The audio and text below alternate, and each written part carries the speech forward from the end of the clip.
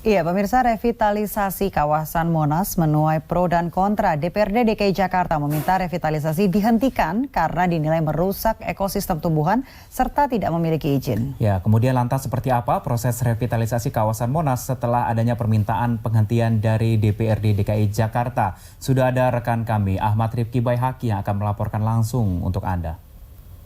Rifki. Ya, Ishakan dan Tiara, Monas sebagai salah satu taman di pusat kota memang dilabeli sebagai salah satu taman yang rindang yang ada di Jakarta. Karena apa? Karena pada dasarnya Monas memiliki ratusan pohon yang berada atau yang mengelilingi di wilayahnya. Begitu. Nah, namun ada yang berbeda pada saat ini khususnya di wilayah selatan atau dekat Taman Ikada yang berada di Monas. Karena apa? Karena saat ini Pemprov DKI Jakarta sedang melakukan revitalisasi yang katanya Pemprov DKI Jakarta sampai pada tahun 2021 nanti akan membangun salah satu plaza selatan Monas dan kolam pantulan bayangan untuk masyarakat. Namun yang menarik di sini ada sekitar 200 pohon yang berada di sisi selatan Monas yang saat ini memang katanya Pemprov DKI Jakarta ingin dipindahkan begitu. Namun kami dari pihak media belum mendapat konfirmasi lebih lanjut sebenarnya seperti apa treatment yang nantinya akan atau pola yang akan diupayakan Pemprov DKI Jakarta dalam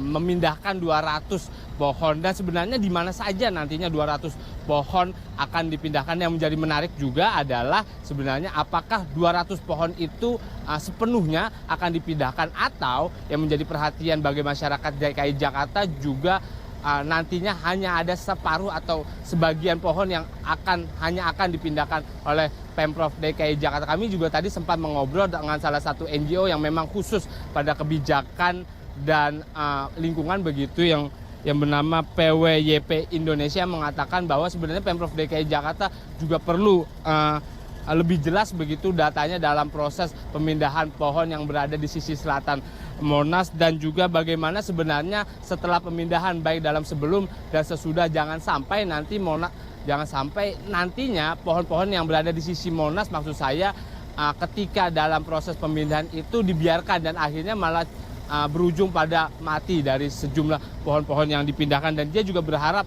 bahwa kebijakan Pemprov DKI Jakarta ini juga berlandaskan pada memang kebutuhan masyarakat DKI Jakarta. Jangan sampai kebijakan yang diberikan atau yang dilakukan Pemprov DKI Jakarta dengan melakukan revitalisasi di wilayah sekitar selatan Monas ini malah hanya untung cenderung lebih fokus pada faktor estetika saja. Dan kami juga dapat informasi atau data bahwa sebenarnya dari pihak Komisi D, Ketua Komisi D DPRD DKI Jakarta meminta untuk Pemprov DKI Jakarta untuk menghentikan terlebih dahulu proses revitalisasi yang ada di kawasan selatan Monas ini karena mereka berlandaskan pada bahwa revitalisasi yang dilakukan oleh Pemprov DKI Jakarta ini belum mengantongi izin dari Kementerian Sekretariat Negara yang memang diatur dalam Kepres nomor 25 tahun 1995 yang mengatakan bahwa seluruh pihak yang ingin melakukan pembangunan di wilayah Medan Merdeka